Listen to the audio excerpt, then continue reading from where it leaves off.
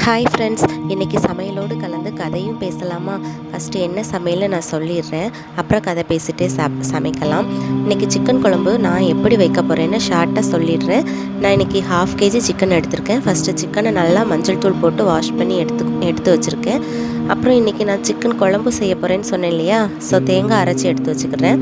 அதுக்கு தேங்காய், கசகசா, முந்திரி, பெருஞ்சீரகம், ஸ்டார் பூ, கல்பாசி இதெல்லாம் சேர்த்து நல்லா தண்ணி விட்டு பேஸ்ட்டை அரைச்சி எடுத்துக்கணும். அப்புறம் பாத்திரத்தில் எண்ணெய் விட்டு பட்டை, கிராம்பு, ஏலக்காய் போட்டு பொரிஞ்சதும் கண்டிப்பாக சின்ன வெங்காயம் சேர்த்துக்கோங்க. அதுதான் குழம்புக்கு டேஸ்ட்டு ரொம்ப நல்லாயிருக்கும்.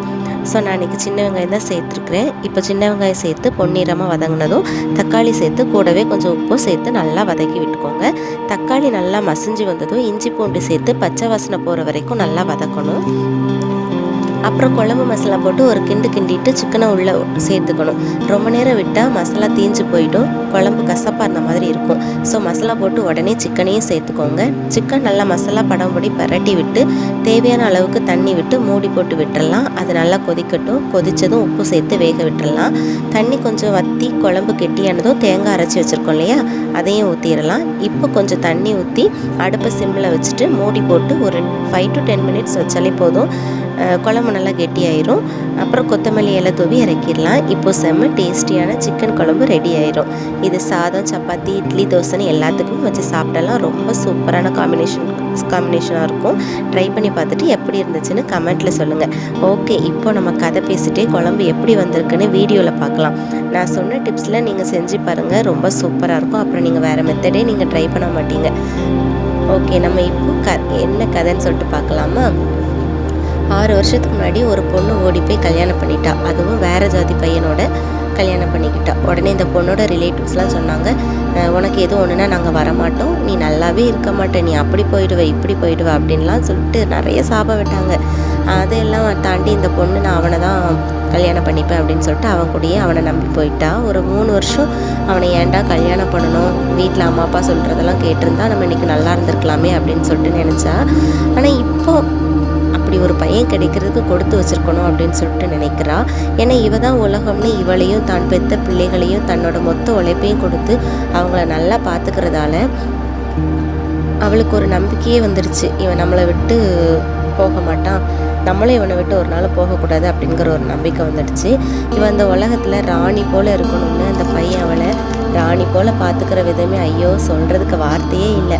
ஆனால் இந்த பொண்ணோட சொந்தக்காரங்களுக்கு இவளை ஏற்றுக்கிறதுக்கு ஜாதி தான் தடையாக இருக்குது. மனுஷன் பிறப்பால் 2 ஜாதி தானே, ஆண் ஜாதி பெண் ஜாதி. இந்த ஜாதி வச்சு என்ன பண்ண போகிறாங்க? யாருக்கு முள்குத்தி ரத்தம் வந்தாலும் ஒரே கலரில் தான் இருக்க போகுது. உங்களுக்கு வேறு அவங்களுக்கு வேறு கலர்னு இருக்கா? எனக்கு ஒன்றுமே புரியலை. ஓடி போய் கல்யாணம் பண்ணிக்கிட்டா, அதுவும் வேறு ஜாதி பையனோட கல்யாணம் பண்ணிக்கிட்டா இந்த சமூகம், அதாவது உறவுகள் என்னும் சமூகம் ஏற்றுக்கொள்ளாதான். அவங்க ஏற்றுக்கொள்ளவே வேண்டாம். எந்த உறவும் யாருக்கும் சோறு போடுறது கிடையாது, யாரையும் வாழ வைக்கவும் செய்யாது. ஆனால் ஒரு தப்பு பண்ணால் மட்டும் கூட்டம் கூடி வெட்டி பேச்சு பேசுகிறதுக்கெலாம் வந்துடுவாங்க. என்னமோ அவங்களாம் ரொம்ப தன்மானத்தோடையும் ஒழுக்கத்தோடையும் வாழ்ந்தவங்க மாதிரி.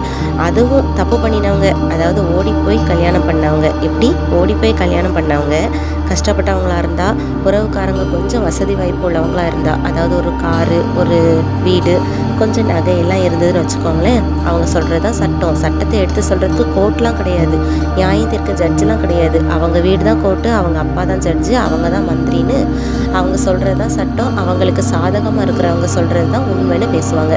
அதுலேயும் இந்த ஊர்க்காரனுங்க இருக்காங்க பாருங்கள், அதாவது ஊருக்குள்ளே ஒரு 4 இடத்த வாங்கி வச்சுக்கிட்டு 4 கடையை கட்டி வாடகைக்கு விட்டுட்டு தான் பொண்டாட்டி இருக்கும்போதே அடுத்தவன் பொண்டாட்டிக்கு 4 வீடு ஏறி குதிச்சுட்டு அலைவானுங்க பாருங்கள். ஐயையோ, அவனுங்கெல்லாம் பேசுகிற பேச்சு அதுக்கு மேலே இருக்கும். தான் வீட்டு பிள்ளைங்க தப்பு பண்ணால் வெளியில் சொல்லி காட்டி கொடுக்க மாட்டானுங்க. அவன் வீட்டில் அவன் பிள்ளை 1000 தப்பு பண்ணும், 1000 பேரோடையும் தப்பு பண்ணும். ஆனால் அடுத்த வீட்டில் என்ன நடக்குது, அடுத்தவன் பொண்டாட்டி என்ன பண்ணுறான், அடுத்தவன் பிள்ளை என்ன பண்ணுது, அவள் இதை பண்ணுறான் அதை இதை பண்ணுறான்னு அச்சோ அவங்க அடுத்த கதையை மட்டும்தான் பேசிக்கிட்டே இருப்பாங்க.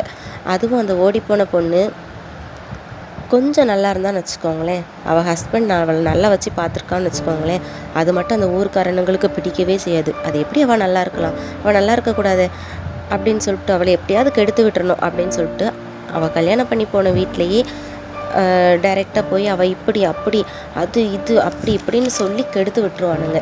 இந்த ஜென்மங்களுக்கெலாம் எப்படி தான் தின்ன சோறு செமிக்குதுன்னு தெரியல. இவங்கெல்லாம் சோறு தான் சாப்பிட்றாங்களா இல்லை வேறு எதையும் சாப்பிட்றாங்களான்னு தெரியல.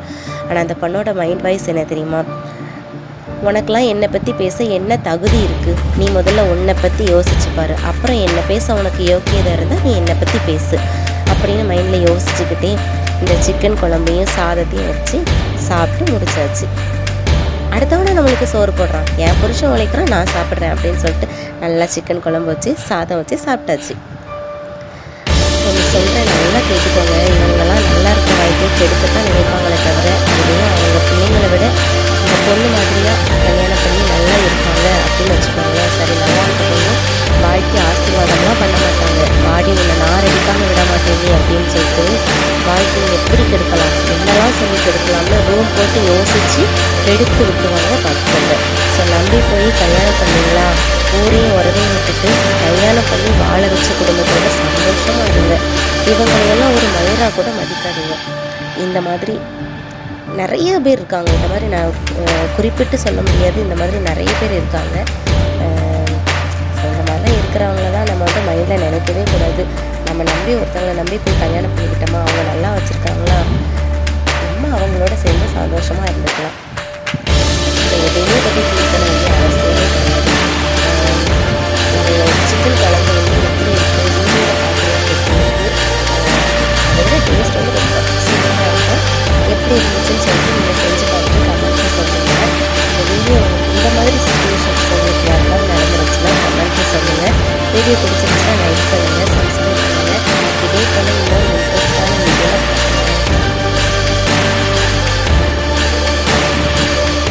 பார்த்தீங்கன்னா வீடியோவில் எவ்வளோ சூப்பராக இருக்குதுன்னு சொல்லிட்டு நேரில் வச்சு பார்த்துட்டு எப்படி இருக்குன்னு கமெண்ட்டில் சொல்லுங்கள்.